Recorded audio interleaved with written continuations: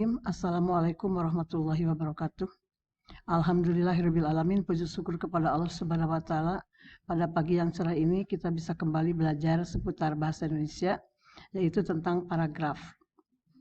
Paragraf adalah seperangkat atau sekelompok kalimat yang tersusun dari satu kalimat pokok dan beberapa kalimat penjelas.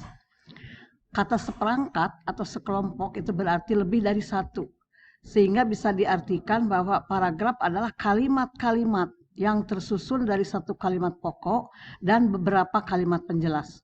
Jadi impossible kalau sebuah paragraf itu hanya satu kalimat, karena pengertiannya adalah seperangkat atau kumpulan atau sekelompok. Kalimat seperangkat, sekelompok, dan kumpulan itu menyatakan banyak.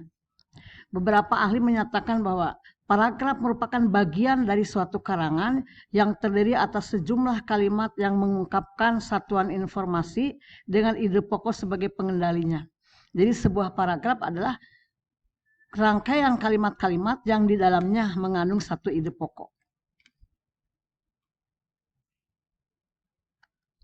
Kemudian ciri paragraf. Paragraf itu bercirikan kalimat awalnya menjorok 5 spasi. Itu paragraf yang biasa. Jadi bisa kita menyatakan bahwa itu sebuah paragraf ada kalimat awalnya itu menjorok atau tidak sejajar. Yang berikutnya, sebuah paragraf itu memiliki kalimat utama. Dan si kalimat utama itu dinyatakan sebagai kalimat topik. Selanjutnya, kalimat topik terdiri dari kalimat yang mempunyai ide pokok, dijelaskan dengan kalimat-kalimat yaitu berisi kalimat penjelasan. Fungsi paragraf. Paragraf itu bisa berfungsi mengekspresikan gagasan. Jadi kalau ada ide pendapat itu bisa diekspresikan lewat sebuah paragraf. Kemudian paragraf juga merupakan menandai peralihan antar gagasan baru dengan gagasan berikutnya. Selanjutnya, dengan paragraf itu bisa diorganisasikan gagasan-gagasan.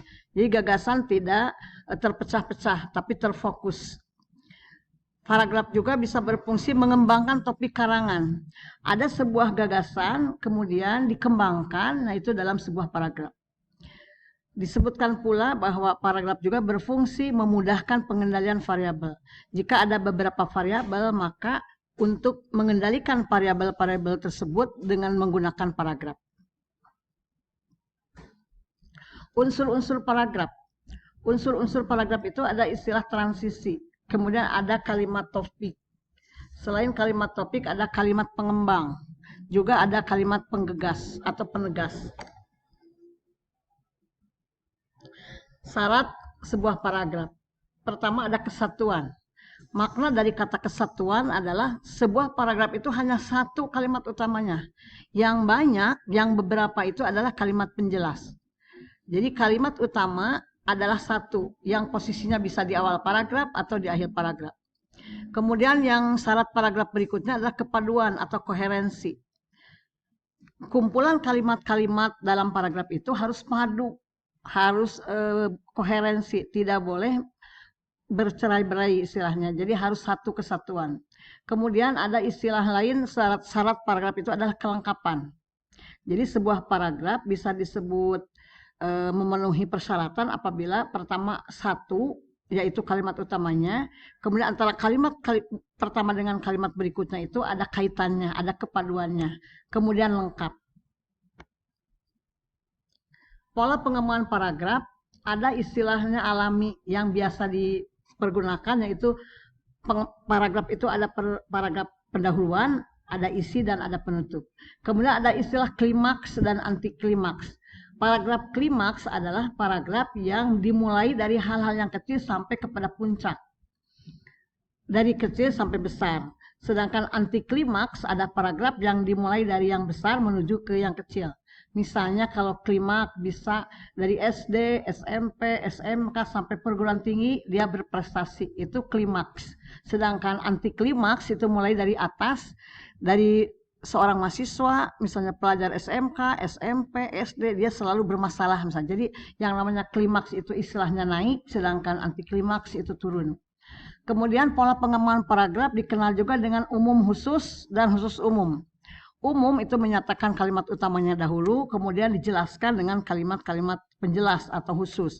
Sedangkan khusus umum diawali dengan penjelas-penjelas yang bersifat khusus, kemudian diakhiri dengan yang bersifat umum. Jenis paragraf.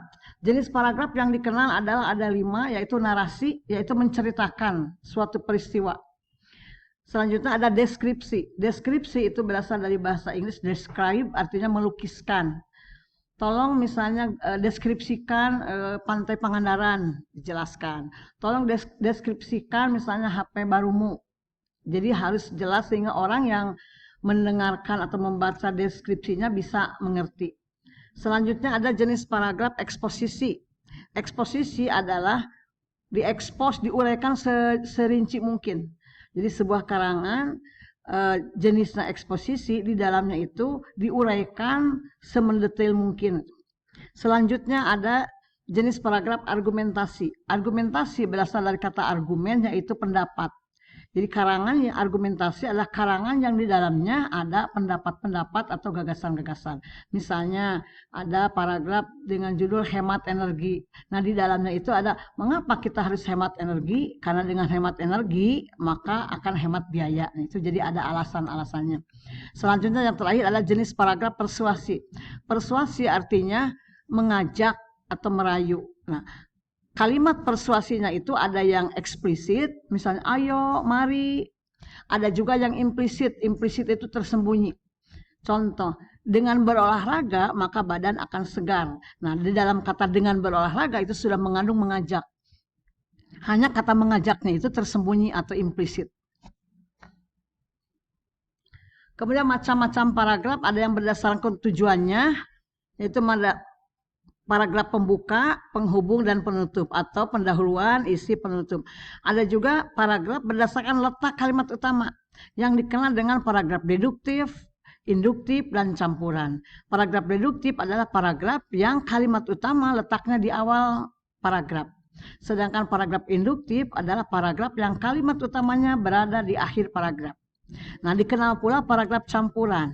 Nah, paragraf campuran adalah paragraf yang kalimat utamanya posisinya ada di awal paragraf dan di akhir paragraf, dengan maksud untuk lebih menjelaskan lagi. Selanjutnya ada paragraf berdasarkan isi. Jadi, paragraf berdasarkan isi tergantung isi paragrafnya. Kalau di dalamnya melukiskan atau menggambarkan sesuatu, maka paragraf tersebut disebut paragraf deskripsi.